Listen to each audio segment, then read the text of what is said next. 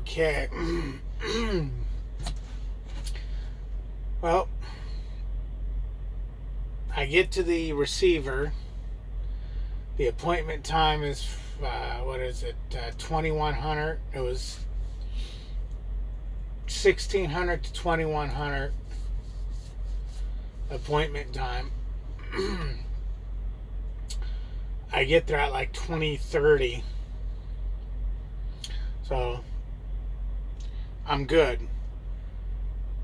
This receiver has a note on the it saying that they have overnight parking, but it's not guaranteed.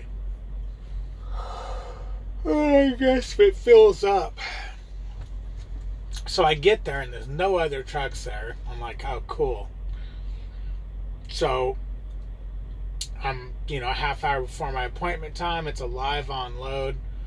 So I pull in, the guard does this thing, and then he tells me, oh, and by the way, there's no more overnight parking here. You guys want to see my ugly mug? Let's see.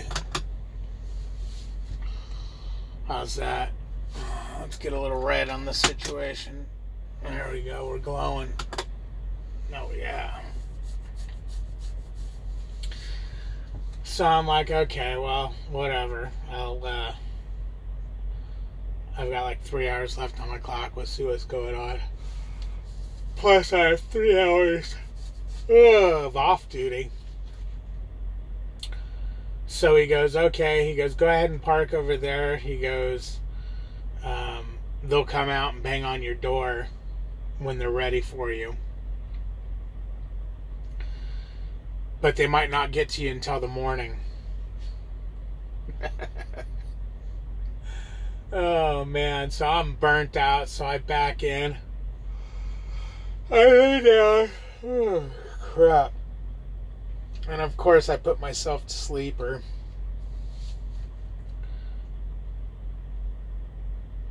I, inspect the truck. I inspect the truck. Set myself up with an unload. And then go to sleep. Well, I get a bang on the door like an hour later, wakes me up.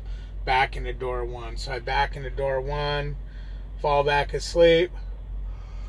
They bang on the door. Okay, you're unloaded. So I pulled and I flipped around and backed into where I was, so I can close the doors on the trailer, because now there's a bunch of trucks there waiting to get in, and they're only using that one door.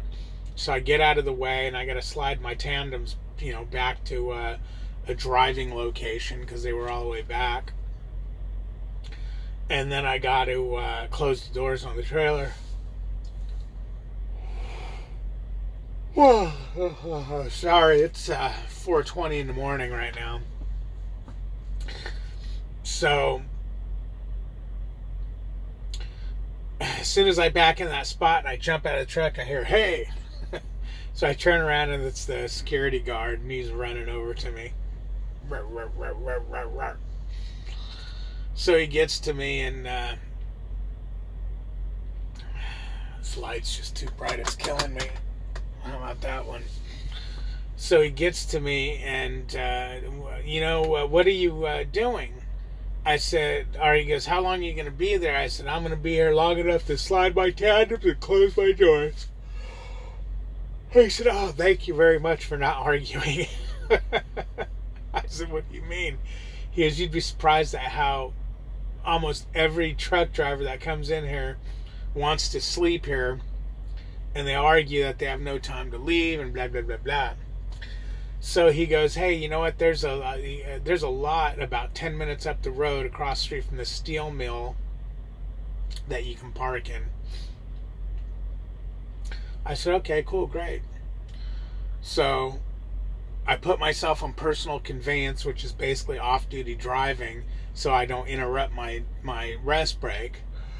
Plus, at this point, I was out of time. I mean, I had no time to drive, man. Hell, I'm negative 2 hours. So I pull out of the place. turn, going. And he said, as soon as you see the steel mill sign, you go start looking to the right. So I see the steel mill, and I'm looking over to the right. Oh, yeah. Everything, I didn't see any driveway or anything, but everything was full of snow, so maybe you couldn't see it.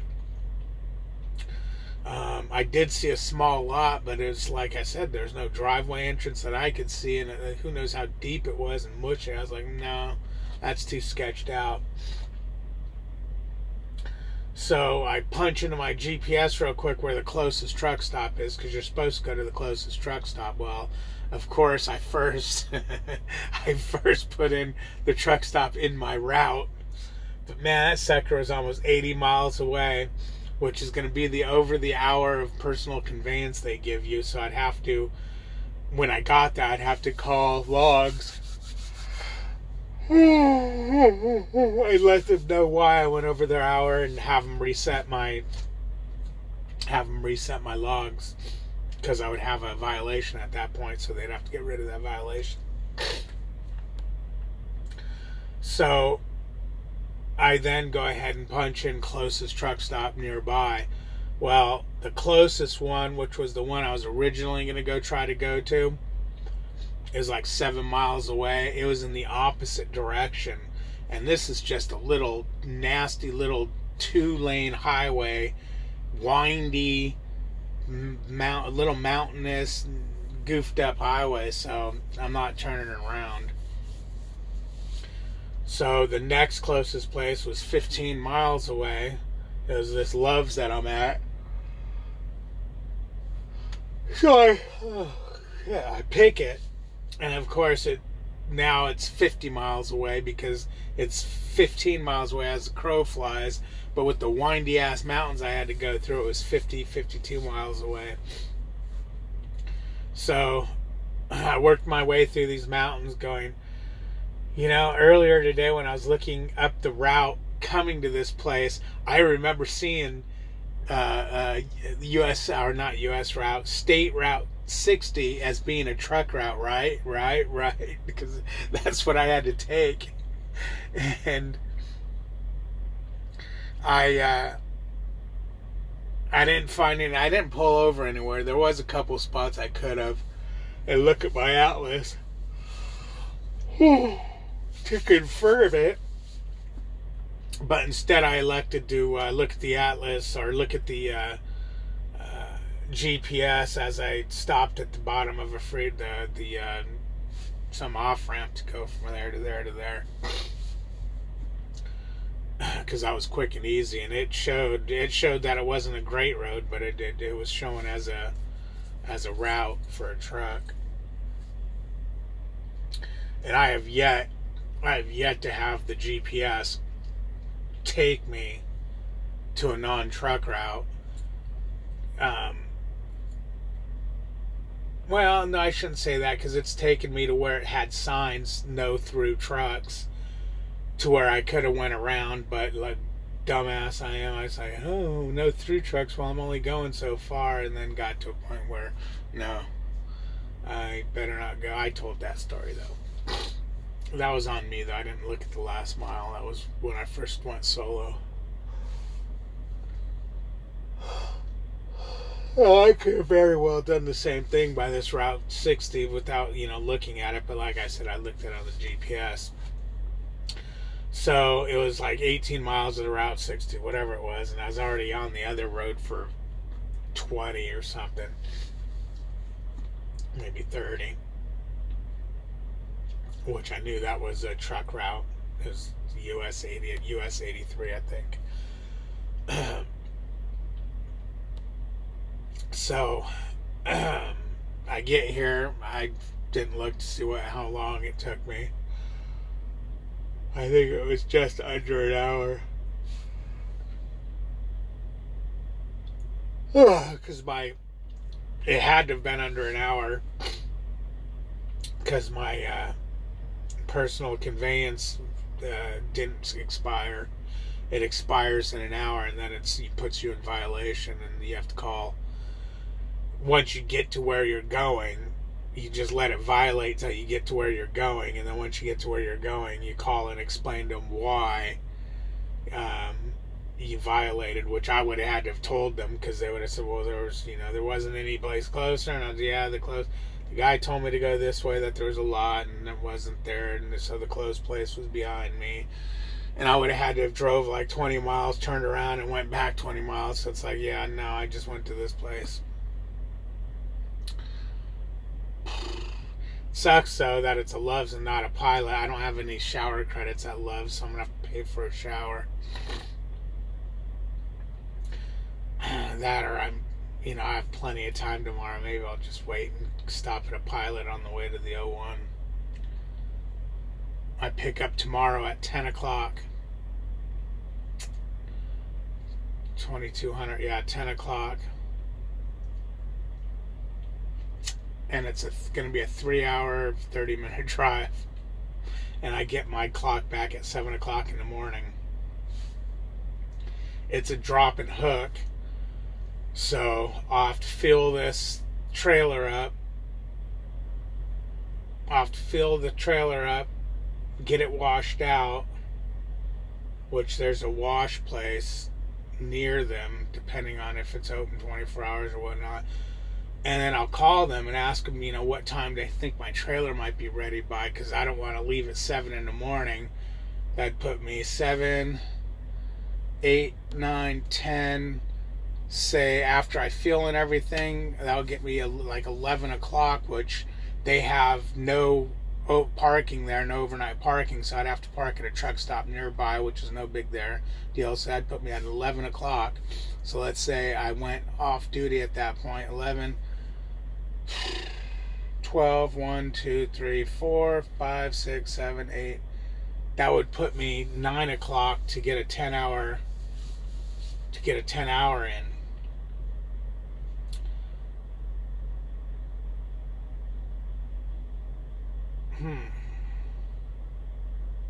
That would work.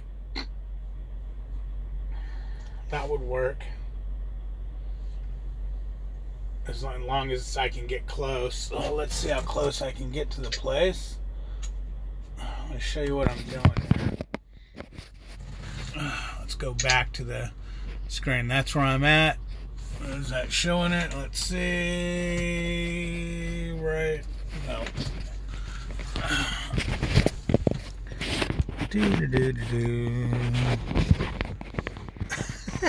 Okay, I think that's showing it. I'm going to here, destination, points of interest, my route, and we'll go travel center, and 161 miles, there's a Pilot.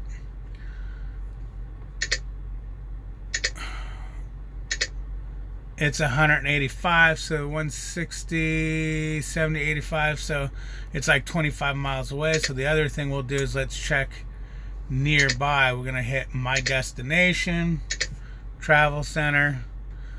Okay, see how that worked out? There's a Pilot 0.3 miles from the place. Why that Pilot didn't show up is because it's not in my route. It's going to be 0.3 miles probably past the place. That's why you always check there. And then you got a TA, same place. Another Pilot 0.7 Flying J. So yeah, there's plenty. And then you got 4 miles. Yeah, those ones there are just not in route, so they didn't come up. In route means if I'm taking the 71 and getting off at exit 173, it's not going to show anything at 174, or it's not going to show anything off. Let's say there's an adjacent highway or something, it won't show anything there on route.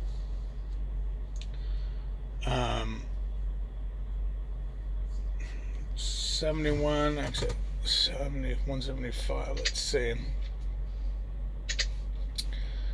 And I'm going to be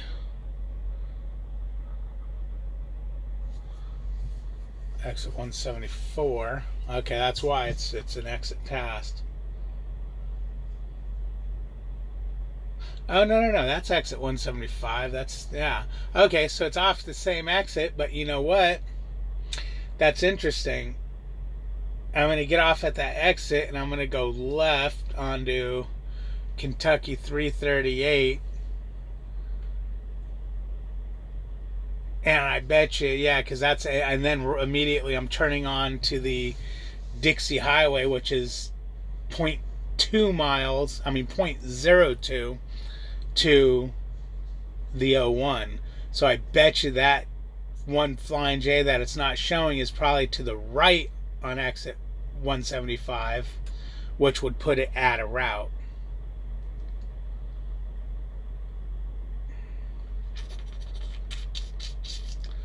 Very interesting. So, and then there's a TA. There's all kinds of crap right there. So I can actually get right to my 90 tomorrow morning, and then do a 10-hour break. I'll have to think about that though, because that's going to give me about an hour's window. That's going to give me about an hour's window to play with, which that's good. The only thing that can screw that up. The only thing that can screw that up is if I get stuck in traffic or something like that. But then what I would do, I'd do one of two things. One, I would go ahead and stop to where I can get a 10-hour break and still get there, or I would go all the way there and do an 8-2 split.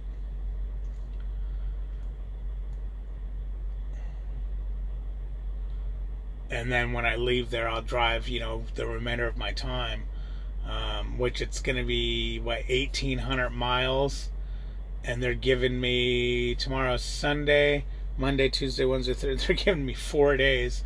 So I can do that, I can do that at 500 miles a day, without pushing it hard. So it'd be 5, 10, 15, 3.5 days. I believe it's a drop and hook at the end too. So if it's a drop and hook at the end, I can get there early and dump that sucker and get back on the road. Now, what's going to happen is this week's paycheck's going to be cut short, because Sunday I'm picking up a load that and pay period's on Tuesday. So I'm missing out on a couple-day run now, just out of curiosity. I can't do it because I'm on my phone. I wonder how many miles I've done the last 2 jobs. I'll have to see. Hopefully enough to make a decent paycheck. But next week's paycheck's going to be big. Just like I showed you guys, you'll get a good paycheck, you'll get a bad paycheck. But the breakdown didn't help, and then the going on home time. Yeah, I got to do them. I do have 4 pay periods that I'm on now, so I can go ahead and do another paycheck review. All right, man. Like, comment, and subscribe. I'm gonna go to bed. I got 4, 5, 6, 30. I got 2.5 hours of sleep. Talk to you later.